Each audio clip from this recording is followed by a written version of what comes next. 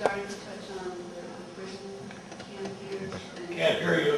The prison camp here, so what was the process, the timeline where people, I mean, were there guards at points to keep people from leaving? Obviously, you know, you are ruling the town now, so we got the boot. So what happened after it became One of the things they had to do, because they wanted to be farmers, so they had to clear off a bunch of land and build on that, and they wanted to grow wheat. Wheat don't grow in yachts. So this was a bad plan. I don't think potatoes did either. So everything they tried, you know, it just didn't grow here. But at the time, after I think our people came after 20 years, then the people start coming in and said, "Oh, what a beautiful spot it is," but the Indians are on it. So they said, "Well, we'll just send the Indians over here. They've done all the land. They fenced the land. They, you know, built it up and cleared it and everything else. And now it's ready for white settlement. So that's how we were sent back." Yeah, and it was sent where? Well, They let them go? Yeah, a couple of things happened. What happened was, this was 1875, the Coast Reservation, you know, was first drawn up as quite large. Unfortunately, the treaties, and there were several treaties negotiated with the coasties, never got ratified, at least for the coastal people. So the reservation was initially created by a presidential executive order. Unfortunately, being an executive order rather than treaty, it was a lot easier to rip it apart on a whim. So bit by bit, you know, chunks of land were moved from the reservation, like the modern town site of Newport, gone. And look at this lovely bay here. We want it. Go away, and so they took it. So for a long time, nobody really wanted what was the LC sub-agency. And people kind of lived in here isolated and alone. But there was more and more settlers coming to Oregon. In those days, you know, in the 19th century, people could, you know, just file a land claim and woohoo, free land, you know, for just the price of a little bit of filing. And so folks got a little bit more desperate for land in Western Oregon. So, all those Indians have all those acres up there. You know, they don't need all that. They don't need all that. They got too much. So there's some pressure to shut down the small little LC sub-agency and remove everyone to the main Siletz agency around, you know, where Siletz is, you know, a little bit south of, and then from Newport there. So there was a meeting held in 1875 where the Siuslaw, Umpqua, Coos, and LC headmen all came together here.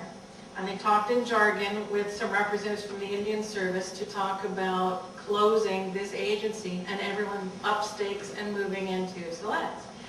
And all the people that spoke from all those tribes would basically go to them, heck no, because, you know, they'd spent too long here, especially for the LC, you know, this was their home, and for the Siuslaw, where the old reservation boundary, you know, left them alone, so they got to stay put. They didn't want to up stakes and move. It's like, what, are you nuts? And for the Coos lumber, it's like, well, you know, we were promised this, that, and the other thing, and all of it came to a big fat zip. Why should we believe you people now? You know, it's like all these promises, you know, from the trees in the 1850s, and all these promises when we came here, we'll get this, that, and they never materialized. Well, we've stayed here, we've built houses, we've got working fish shears. This is our home now, we don't want to leave it again. You know, we've already been removed twice, you know, from Coos Bay to Fort Umpqua and here. Don't want to do it again, because if we do it, we'll then what? Some people even said, I'd rather be shot than Rather be dead. Yeah, rather be dead than go through this again. It was the first hell no. Yeah, yeah. It was an ancient of jargon. I wish I had said jargon, but yeah, basically that.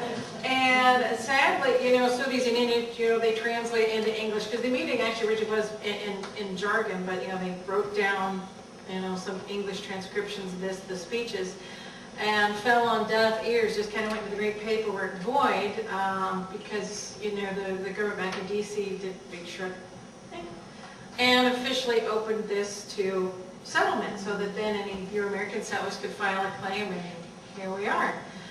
So, the Siuslaw Umpquas were not happy, and they said, okay, fine, the heck with you. So a few people did go to Siletz, but a lot of people just left.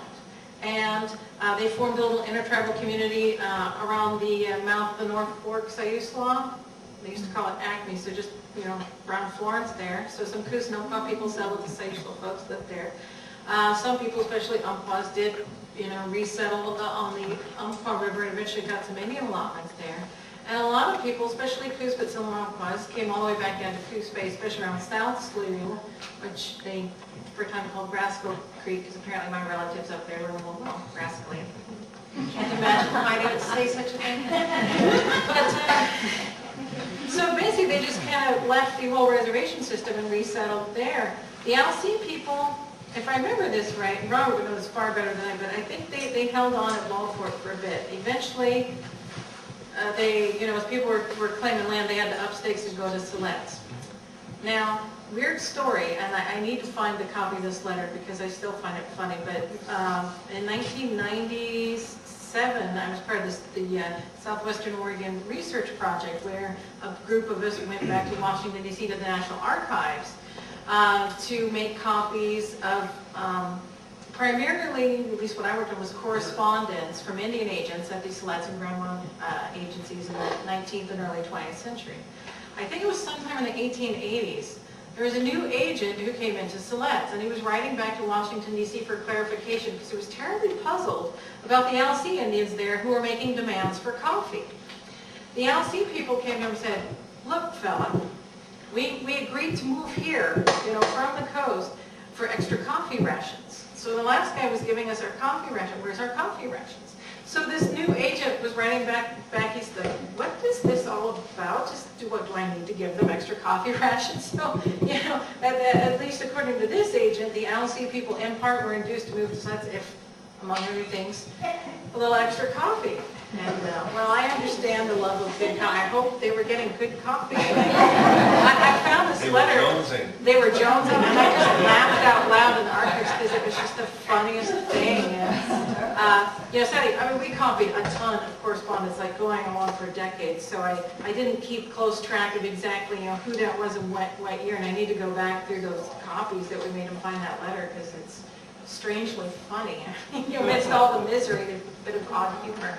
Well, After- where we get our information from, it's not that we wrote it down.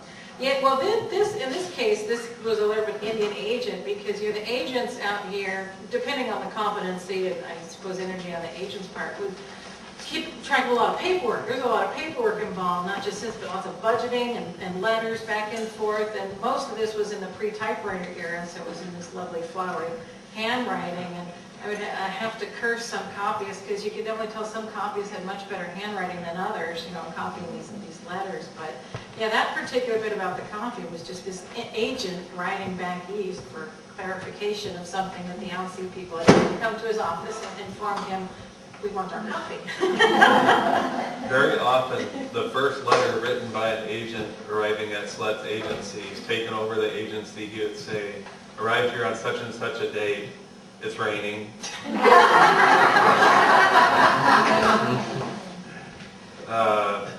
The buildings are in a dilapidated condition, and I can find no papers in this office referring to when this reservation was created, why it was created, for which Indians, what treaties apply to it, and what are the government's obligations to these Indians.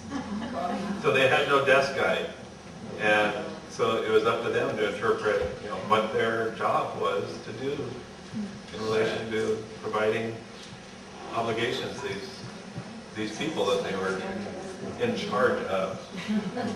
Now, that's One of the obligations was, I remember reading this, because they had to feed the Indians, so they had a request for flour, and they was given I think 5 or 6 cents a pound to buy the flour for the Indians, to get it for the Indians. But no, they seen a way that they were going to make some money, so they bought some flour that was 1 cent or 2 cents a pound and had maggots in it. And that was the flour that was given to the Indians, so they skimmed off the others. And then they had to pocket the difference. Expand his salary. Well, oh, go ahead.